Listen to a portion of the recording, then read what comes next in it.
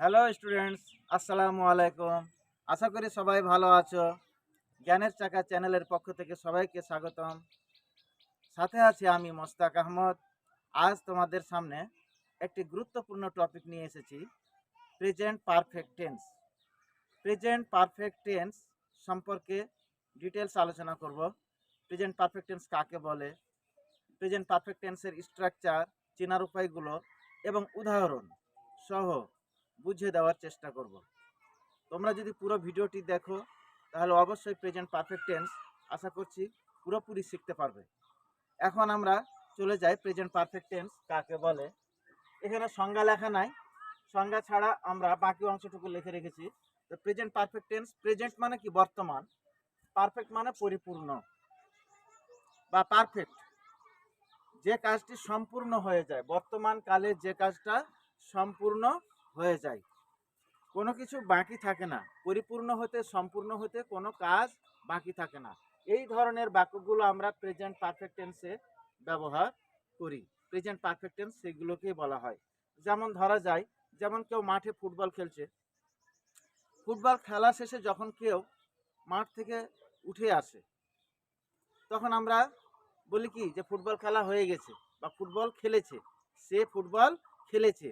যদি আমরা এই কথাটা বলি যে সে ফুটবল খেলেছে, তার মানে কি ফুটবল খেলার যে একটা রেস, পরিশ্রম, ঘাম, তাকে দেখে বোঝা যাবে। সে যখন মাঠ থেকে উঠে আসবে ফুটবল খেলার পরে, তখন তাকে বোঝাই যাবে যে তার ফুটবল খেলার কার্যক্রম এখনো মনে হচ্ছে তার ভিতরে চলছে, মানে তার শরীরে ঘাম আছে, সে হয়তো ড্রেস আপ, মানে সে ফুটবল খেলার মতোই সে পড়ে আছে, তা এরকম বোঝা যায়।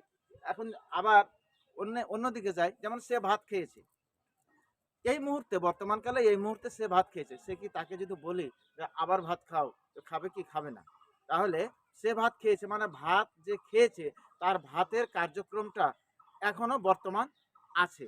তাহলে কোনো কাজের মানে কোনো কাজের মানে সিমটম বা লক্ষণ ধরাই আছে এখনো, এবং কাজটা পরিপূর্ণ হয়ে গেছে, কিন্তু কাজটা দেখে বোঝা যাচ্ছে যে এখনো কাজটা মানে সিমটম বা তার লক্ষণ দেখে বোঝা যায় যে কাজটি এখন এই মুহূর্তে করা হয়েছে।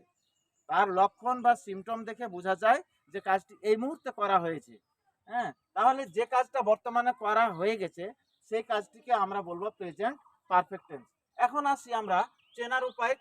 চেনার উপায়, আমরা প্রেজেন্ট পারফেক্ট টেন্স বাংলা বাক্যে কিভাবে চিনব। বাংলা, তোমরা এদিকে খেয়াল করো, লেখা আছে বাংলা বাক্যের মূল ক্রিয়ার শেষে, মূল ক্রিয়ার শেষে, ক্রিয়ার শেষে না, মূল ক্রিয়ার শেষে এছি, এছো, এছে, এছেন, ইয়াছি, ইয়াছো, ইয়াছে, ইয়াছেন থাকলে বুঝতে হবে এটি প্রেজেন্ট পারফেক্ট টেন্স।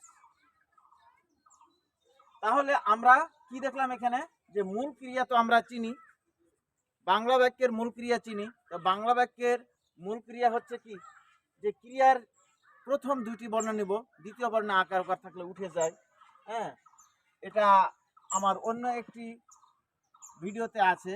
যেমন এই যে এখানে হচ্ছে একটি ক্রিয়া লিখেছি, এখানে কি খেলেছে, তাহলে এই খেলেছেকে যদি আমি ভাঙাই তাহলে কি হবে, খেল, প্রথম দুটি বর্ণ নিলাম, বাকি থাকলো কি দ্বিতীয় বর্ণে আকার ওকার একার থাকলে উঠে পাশে বসে যাবে। তাহলে এখানে লয়ে একার আছে, লয়ে একার আছে, তাহলে এই একার থেকে কি হয় এ, বাকি থাকলো কি ছয় একারে ছে, তাহলে কি হলো খেল যোগেছে। মূল ক্রিয়া কোনটি তোমরা বলো তো, পারবে? মূল ক্রিয়া হচ্ছে এই যে প্রথম যে দুইটি বর্ণ, হ্যাঁ, এই খেল শব্দটা হচ্ছে মূল ক্রিয়া। এখন দেখো তো মূল ক্রিয়া শেষে কি আছে, এছে। এইভাবে এখানে যে পড়িয়াছি, পড়িয়াছি, তাহলে এই শব্দটিও ক্রিয়া, এই শব্দটিও, রহিম বইটি পড়িয়াছে, এখানে রহিম বইটি পড়িয়াছে, ক্রিয়া কোনটি? ক্রিয়া হচ্ছে পড়িয়াছে। কিভাবে ক্রিয়া চিনলাম, যে দেখো এখানে রহিম আর বইটি, এই শব্দ দুটিকে তিনটি কালে পরিবর্তন করা যায় না, একমাত্র পড়িয়াছে, পড়বে, পড়েছিল এই শব্দটিকে পরিবর্তন করা যায়। যে শব্দটিকে পরিবর্তন করা যায় সে শব্দটি হচ্ছে ক্রিয়া। এখন এই ক্রিয়ার ভিতরে আবার মূল ক্রিয়া আমাকে খুঁজে বের করতে হবে। মূল ক্রিয়া বের করার নিয়ম কি, ক্রিয়ার প্রথম দুটি বর্ণ নেব। তাহলে কি প আর দয়ে বিন্দু রয়ে রস্বই। তাহলে কি হবে? রস্বইকার। হ্যাঁ, পড়ি। তাহলে পড়ি কিন্তু হবে না, হবে প দয়ে বিন্দু র, পড়ি। পড় যোগ এই রস্বইকার কি হবে? রস্বইকার হয়ে যাবে রস্বই, আর বাকি থাকলো অন্তস্থ আয়কারে আ আর ছয়কারে ছে। তাহলে কি হলো? পড় যোগ কি আছে বলো তো? এই দুটার ভিতরে মূল ক্রিয়া কোনটি? মূল ক্রিয়া হচ্ছে পড়। মূল ক্রিয়া হচ্ছে কি? পড়। আর আছে হচ্ছে চেনার উপায়। তোমরা দেখো তো এখানে আছে, এখানে দেখো এছে, এখানে এছে আছে, দেখো এই চেনার উপায়গুলো মিলাইবা। এখানে দেখো আছে, আছে, এই যে আছে। তাহলে এই চেনার উপায়গুলো যখন আমরা মূল ক্রিয়ার শেষে পাবো, তখন বুঝতে হবে এটি প্রেজেন্ট পারফেক্ট টেন্স। আমি কি ক্লিয়ার? আশা করি সবাই শিখে গেছো। হ্যাঁ, খুবই সুন্দরভাবে যদি বুঝে থাকো তো অবশ্যই পারবা। তাহলে আমরা আবার একটু রিপ্লাই করি। তাহলে প্রেজেন্ট পারফেক্ট টেন্স চেনার উপায় হচ্ছে কি? মূল ক্রিয়ার শেষে এছি, এছো, এছে, এছেন, ইয়াছি, ইয়াছো, ইয়াছে, ইয়াছেন এইগুলো থাকবে। আর তোমাদের তার আগে আর একটি কথা বলে দিই, এই যে ইয়াছি, ইয়াছো, ইয়াছে, ইয়াছেন, এই যে চারটি চেনার উপায় আছে, এইগুলো সাধু ভাষা লেখার জন্য ব্যবহার করা হয়। সাধু ভাষায় লেখার জন্য ব্যবহার করা হয়। আর এছি, এছো, এছে, এছেন এই চারটি চলিত ভাষায় লেখার জন্য ব্যবহার করা হয়।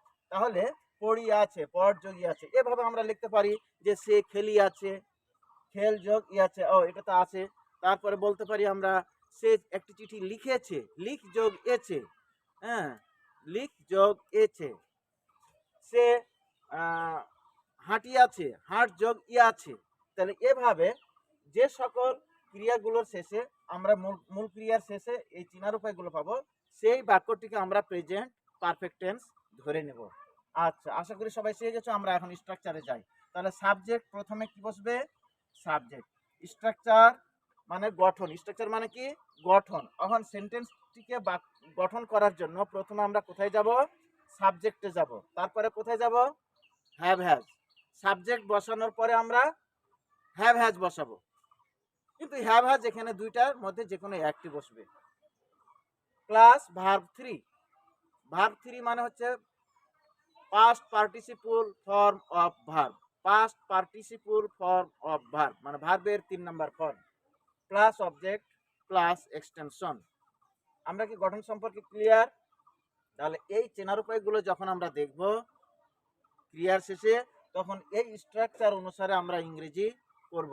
প্রথমে বসাবো সাবজেক্ট, তারপরে হ্যাভ হ্যাজের যে কোনো একটি, তারপরে বসবে ভার্ব 3 অবজেক্ট প্লাস এক্সটেনশন।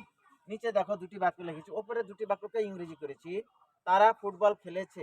এখানে সাবজেক্টকে কারা খেলছে? তারা। তারা সাবজেক্ট, দে, দে। তারপরে কি বসবে? Have has. দের পরে সাধারণত হ্যাভ বসে, হ্যাজ হবে না। হ্যাঁ, তাহলে দে হ্যাভ।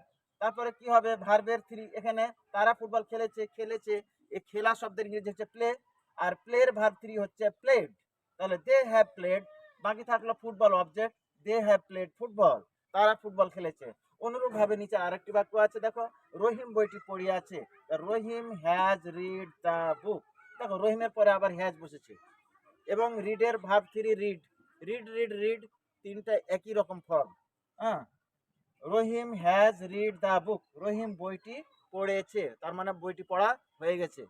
আচ্ছা, এবার আমরা বিশেষ দ্রষ্টব্যে যাই যে হ্যাভ কোথায় বসাবো এবং হ্যাজ কোথায় বসাবো। তোমাদেরকে প্রেজেন্ট ইনডিফিনিট টেন্সে আমরা থার্ড পারসন সিঙ্গুলার নাম্বার চিনিয়েছিলাম। এদিকে খেয়াল করো যে ওইগুলোই আবার আসছে, যে সাবজেক্ট বিশেষ দ্রষ্টব্য।